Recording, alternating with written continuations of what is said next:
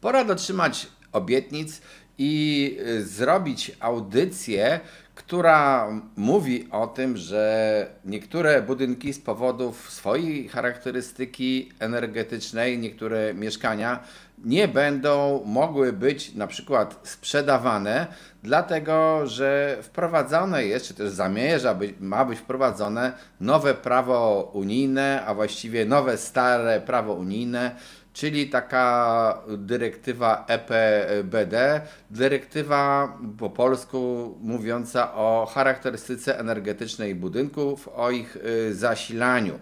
I czy faktycznie ta dyrektywa jest groźna, co wiąże się z wprowadzeniem tej dyrektywy i w ogóle na jakim etapie są te prace, a skutki tej dyrektywy, jej wejścia w życie, no, mogą być bolesne finansowo dla wielu z nas. O tym będzie w tej audycji. Jeżeli interesuje Ciebie rynek nieruchomości i gospodarka, to subskrybuj nasz kanał. Tutaj wiele na ten temat mówimy. Zachęcam również do sugerowania nam tematów, którymi warto się zająć, bo takie tematy na Wasze zamówienie też realizujemy, czego widomym przykładem jest ta audycja. Tych, którzy poszukują wiedzy o obrocie nieruchomościami, zachęcam do korzystania ze szkoleń na stronie syment24.pl. No i cóż, przechodząc do tej dyrektywy, jaki jest jej cel i przede wszystkim jaki jest etap prac. Pewnie słyszeliście o czymś takim jak Fit for 55.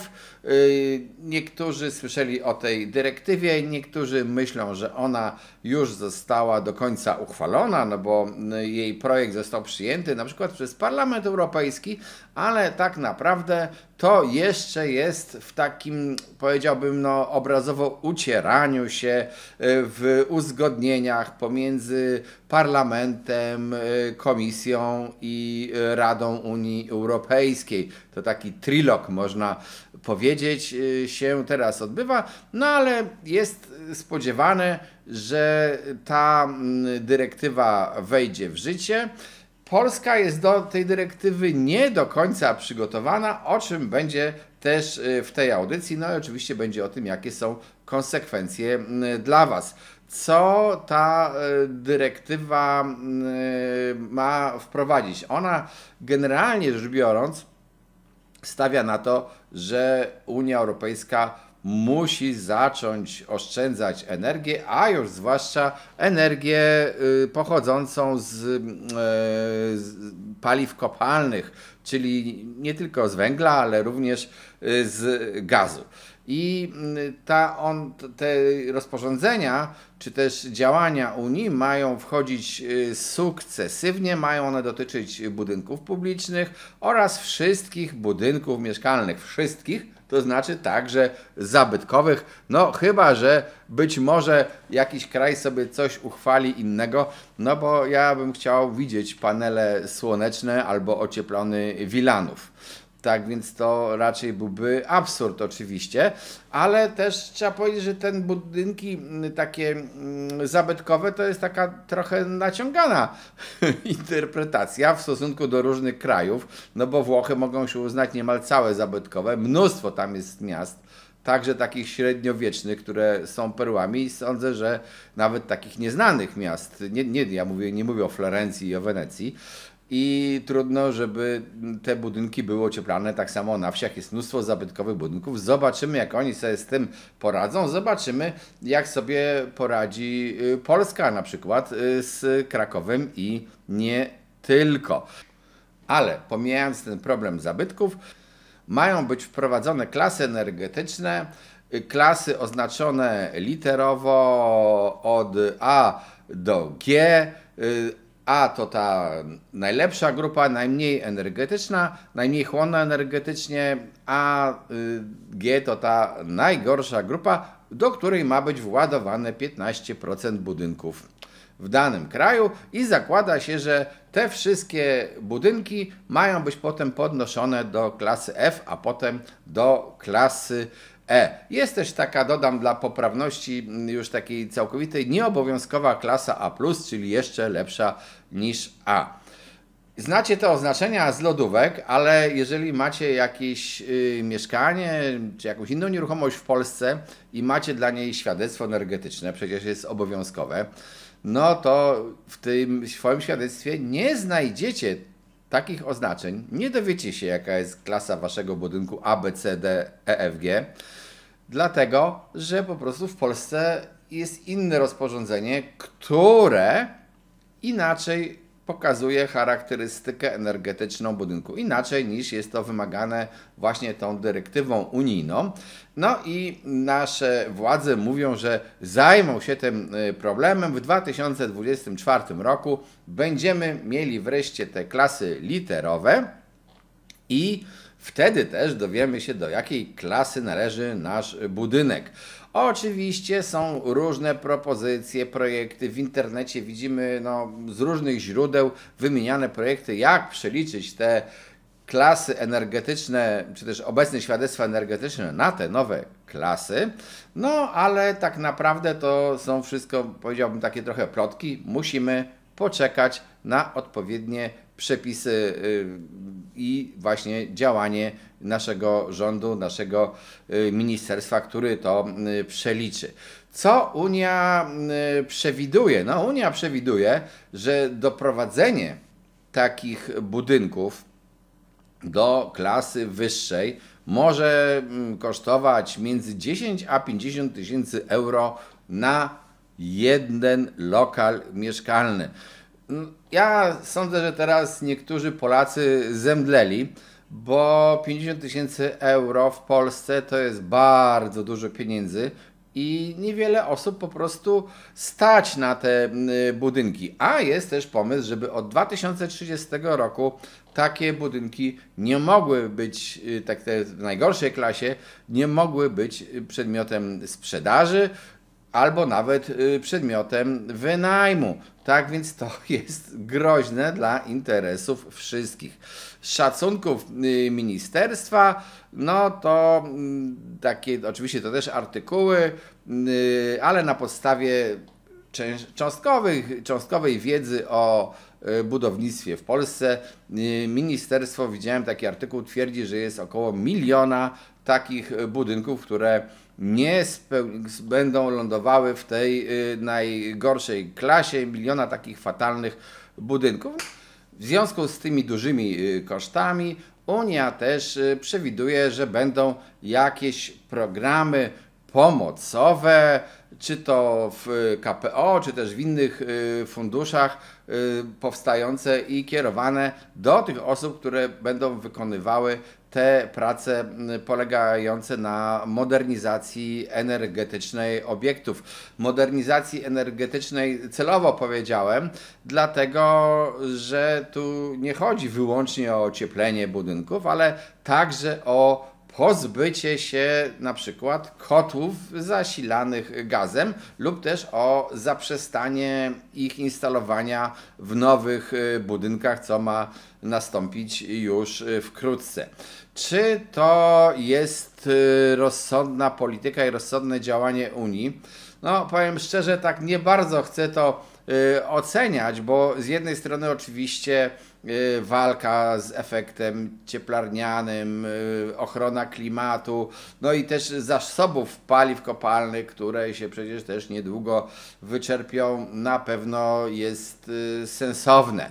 Jest to jednak, trzeba powiedzieć, takie mocne wymuszanie przeprowadzenia jakiejś renowacji w krótkim dość czasie, co może spowodować lawinowy wzrost na panele do fotowoltaiki, na wszelkie takie źródła odnawialne. Trzeba też powiedzieć, że w Polsce na przykład popularne są pompy ciepła, to znaczy ten rynek przeżywa teraz jakieś takie różne turbulencje, ale czy te pompy ciepła wszystkie są dobre, no to też odsyłam do innego filmu na naszym kanale na temat właśnie rodzajów pomp ciepła i taka drobna uwaga, w Polsce najczęściej montowane są te najtańsze, ale też najgorsze energetycznie i kosztowo potem w eksploatacji rozwiązania, więc tak szczerze mówiąc nie wiem, czy o to chodzi. Trzeba dodać też, jest sporo wątpliwości związanych z właśnie ekologią produkcji tych wszystkich rozwiązań, z wykorzystaniem w tych rozwiązaniach pierwiastków ziem rzadkich, różnych takich rzeczy, na co oczywiście Unia też znajduje kolejne rozwiązanie, czyli kolejne jakieś tam dyrektywy. Nie chcę, żebyście odebrali to, że ja się tutaj z Unii wyśmiewam, broń Boże. Jak powiedziałem, kierunek działań i w ogóle sam pomysł oszczędzania energii uważam za jak najbardziej słuszny. Nie wiem tylko, czy taka przymusowa, gwałtowna modernizacja i to jeszcze w czasach takich zbiegających się w ogóle z kryzysem na rynku energetycznym, wynikających na przykład właśnie z tej perturbacji, z wojny za granicą, jest tak najbardziej słuszną linią postępowania. O, tak to nazwijmy. Te moje wątpliwości. W każdym razie, na razie jest też tak, że wiemy, że nic nie wiemy. Jeżeli chcesz kupować jakieś nieruchomości, no to powinieneś się zastanowić, czy kupujesz nieruchomość w tej najgorszej klasie, z którą potem nie będzie można nic zrobić. Ale najgorsze jest to, że nie wiesz, czy taką nieruchomość kupujesz, przynajmniej nie wiesz oficjalnie, bo jak powiedziałem, w Polsce jeszcze nie ma tych klas energetycznych budynków, oznaczeń literowych nie ma. Na to czekamy, więc troszeczkę błądzisz w takiej ciemności. Złudą jest też kierowanie się taką myślą, aha, to jest wielka płyta, to na pewno jest to potwór energetyczny i on jest tam w klasie G. Niekoniecznie. To wcale nie jest takie oczywiste.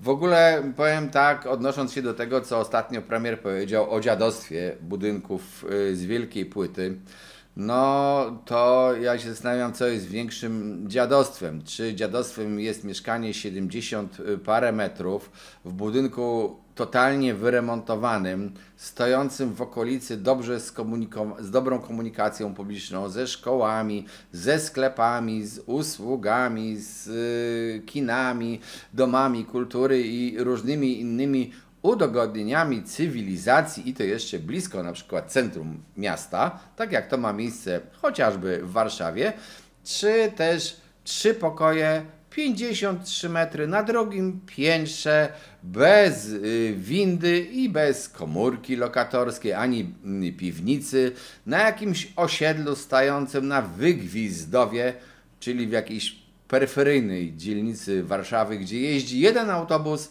raz na pół godziny, a dojście do tego autobusu to jest prawie kilometrowy spacer przez osiedle dla dzieci, jeżeli rodzice nie mogą podwieźć dziecka w danym czasie do tego przystanku i jedyny sklep stoi przed bramą wjazdową, przed szlabanem do tego osiedla. Jest to taki zapyziały również sklepik lokalny, dzielnicowy obsługujący to osiedle.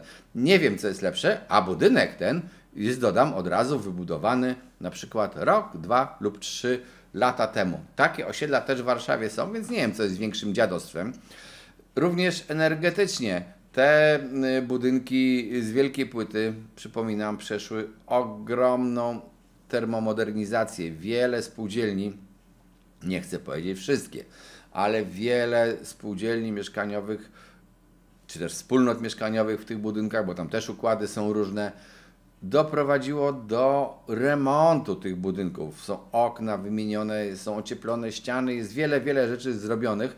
Te doprowadzenie również było do różnego etapu. Różnie to ocieplano, różnie poprawiano, ale to poprawiono. I teraz pytanie, wcale nie ma gwarancji, że to właśnie te budynki będą w tej najgorszej klasie.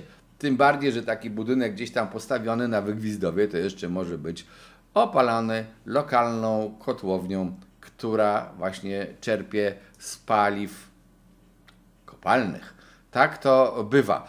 Reasumując, co można powiedzieć? No, przepraszam Was za taki brak konkretów, ale nie moją winą jest, że prawo ma wejść niedługo, za kilka lat w zasadzie, a nadal nie wiemy, jakie to będzie prawo. I tutaj pretensja jest zarówno do moja pretensja zarówno do Unii Europejskiej, która już latami o tym prawie mówi, ale jeszcze go do końca nie klepnęła, tak w cudzysłowie, oraz do naszych władz, które chociażby niedawno zreformowały te świadectwa energetyczne, ale nie zrobiły tej reformy do końca, nie dały nam klas oznaczonych literowo, tłumacząc się, przynajmniej takie tłumaczenie widziałem ministerstwa, że wprowadzi te klasy oznaczenia literowe dopiero jak będzie widziało uchwaloną ostatecznie dyrektywę unijną.